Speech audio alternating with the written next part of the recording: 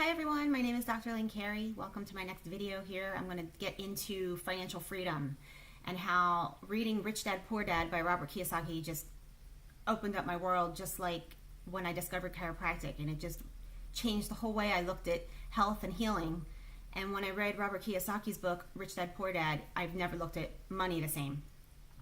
And there's so many avenues to get into in this topic, so I think I'll break it down. But I just want to give my own personal experience right now, and what I'd like to do with these videos. I would love people to leave me comments or questions for future things that I could discuss, so I can answer more questions, give more details in my life, because really when I start one topic, it really opens up Pandora's box, and I can go in and in with so many experiences and so many things that I've read and so many things that I've applied to my life that I could share. So to try to follow some kind of order, I'm going to start when I opened my first year in practice as a chiropractor. I had no business skills, so I was reading all kinds of financial books to try to understand business, because that we didn't get in school. And I was reading basic how to save your money, invest for the future, set up a retirement fund, diversify. And it was all good. I was so ordered and organized. I could balance my checkbook, I could save my money. I knew interest rates on credit cards were bad. All of this kind of crap kind of insulted me, because I'm like, this is all common sense. So when I'm talking about financial skills, I'm not talking about balancing your checkbook and learning to save money and live below your means. I'm talking about the difference from having a job to creating an asset to pay you whether you work or not, to make money while you sleep. There's a big difference. And what I was so horrified to realize, I was working since I was 13 years old. My family had a business. And I was taught always to, work hard and save your money. Not what to do with the money, but just save it. And right now, we don't even get interest on a savings account today. So it's like so crazy to just save money. You have to put it in something that's going to make more money. But there's skills that need to be taught. It's a different kind of mindset. So Rich Dad Poor Dad basically said, if you're employed or self-employed, you will never be financially free. You need to create a business, and not a small business, a business that runs without you, or learn to invest in a way that continues to create residual income. So I was like, great, how do I do that? I'm already self-employed. I realized I was stuck, and I was pissed. Because since I was working since I was 13 years old, even prior, I would do little jobs. So I would clean these shelves when I was like 8 or 9, and I would get $5 a week to clean these shelves in the store for my family. And I wanted this cute red purse with strawberries on it. I'll never forget. And I was made to save my money for it. It was like $20. So it took me 4 weeks to save up for it. It was 4 weeks of cleaning those shelves, $5 each, and I spent the $20 to get this red purse. And it was cute for about a day. And then I also realized after about a day, maybe a week, this purse wasn't all that. Like, the joy that I got when I first bought it was gone. And I'm like, that was like 4 weeks of my life. So that, as a child, I remember having an awareness of that feeling, but it really became prominent. At 13, I started working after school, and I had to save for my first car. So I was working from 13 to 16. I used to put half my paycheck away and save for my car. And I remember purchasing the car, which was amazing. But I also remember that was 3 years of my life. And I hated the job I had. Hated it. I thought, if this is work, like, this is so much suffering. Like, this was 3 years of my life, and it was gone in a second. And then you get into the whole car thing. The car was taking up my money. Gas, maintenance, insurance. I was responsible for all that. And it was like, this is interesting. So how many hours am I working to keep this car? And I don't know how come other people just ignore that in today's world. I watch people who are just working at a job. If you're working at a 40-hour-a-week job, you keep doing the same thing that you're doing. What happens if you stop working? How much of your time is paying for a car, for your rent, for your food, for your clothes? Isn't that stressful to think about? That how much energy can you put out to maintain that flow? Like, you're spending your time to get that set amount of money to pay for those living expenses. That's called the rat race, because it keeps going on and on and on, and there's no way out. And most people are coming out from college today this is a whole other topic, but I got something. I opened up an account in Charles Schwab for my son, and I got their newsletter.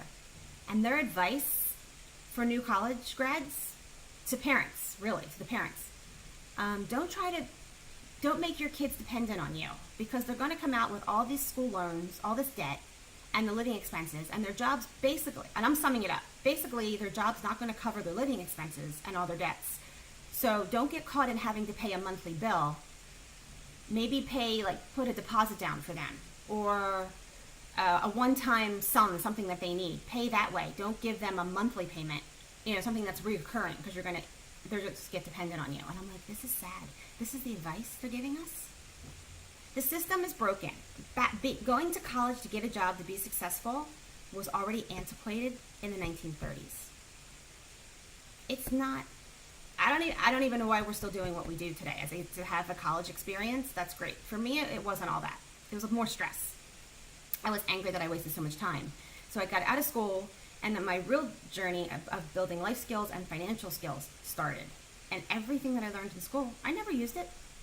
Even the chiropractic, it was about, passing the boards. Thank God for my after-school activities that I really became the true chiropractor that I needed to be.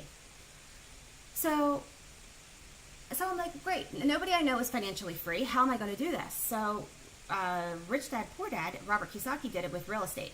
And I understood that. I'm like, okay, a little bit, makes sense. You need a place to live. I have a practice. I need to put it in something. I'm paying rent. So maybe if I buy a building and then I can rent out some other rooms, and it'll help pay for the bank unit. That's great. I did that. He also says your own house, he does not consider that an asset, because it takes money out of your pocket every week, every month. He is talking about building something that puts a positive, even if it's just $50 a month, it's to the positive in your pocket every month. That's positive cash flow. So I was a landlord. I had rental properties. I had about 5 of them, multi-units, for about 11 years. Nightmare. Now there is a time and place for it, because it's a great tax shelter. It's a great, you can collect the rent. It's positive cash flow. You can get some appreciation.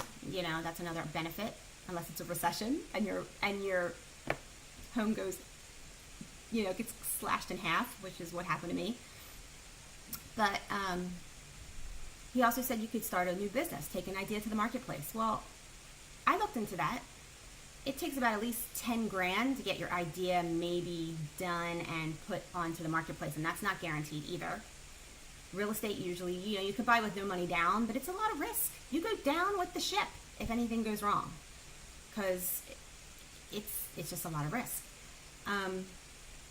So I discovered network marketing. I do Arbonne now. I think it's amazing. Is it perfect? No. Is it get rich quick? No. I see a lot of people in network marketing companies that really don't have a clue why they're doing what they're doing. Just like the chiropractic world. I mean, in every profession you have it. But if you really study it and learn it, and I really studied other ways too. So I studied the real estate. I studied, now I'm still learning about the stock market. I'm obsessed with Warren Buffett right now and value investing. Why wasn't I taught that as a teenager? I would have been amazing at that, because I'm so organized and so orderly, and I could read a company's financial statement. They have this much coming in and this much going out. What do they have left over? How much are they earning per share? When people buy a share of their stock. It makes sense to me. It's common sense. I'm like, I wish I was taught this when I was younger. So I'm teaching my son now. He's 12. His vocabulary in money and life skills are way grander than what I was growing up. So it is definitely, you should have a way out. So if you stop working right now, what would you do? How would you make money? Even if you like what you do, that's awesome. Love your job. But do it because you love it, not because you have to pay your bills. How about that concept? Build something so you have choices. If you need time off to heal, you have it. If you have to go help somebody else, you need, spend time with a family member, and you need to take off, you can. You're not getting just 2 to 4 weeks of paid salary at when your company allows you to take it. You're not working just for benefits. Guess what? Now you have money coming in, you can just pay for extra health care or whatever you need. You're in control of your life. You own your life. And it's a different mindset. So I don't say now, I can't afford that. I think, how can I afford that? And it's not about material greed. I think it naturally, when you're in your alignment with yourself, you know what you want, when you want it, and it's because you need it at the time. It's not, you're not being frivolous. I notice I really don't make purchases that I don't need. I usually find complete alignment with my purchases. They inspire me. I feel abundance. And I grew up thinking there was not enough. And that mental shift from looking at not enough, I'm poor, I can't afford this, I'm broke. If you ever say those words, become aware of that. Because what you say, the more you say it, you're creating that. So I think this shift to financial freedom, he says what the poor and the middle class don't learn, the wealthy do something completely different. It's two different ways, and that's from the last 20 years of my life I've been studying this stuff. It's two different ways of thinking. So I look into I speak of abundance now. I speak about what I can afford, how I can afford it, what I can create, what I want to have in my life. So I think that's so important too. So it's some food for thought. I highly recommend Rich Dad, Poor Dad by Robert Kiyosaki. There's so many other books that I can recommend too. I can get into that later, but I think that's a great one to start, because if you can grasp what he says, it's so powerful. I've heard people say, oh, I've read that. And if they don't have much of a reaction, I'm like, I don't think you got it, because it's huge. So look into that. And I will see you on my next video. Thank you.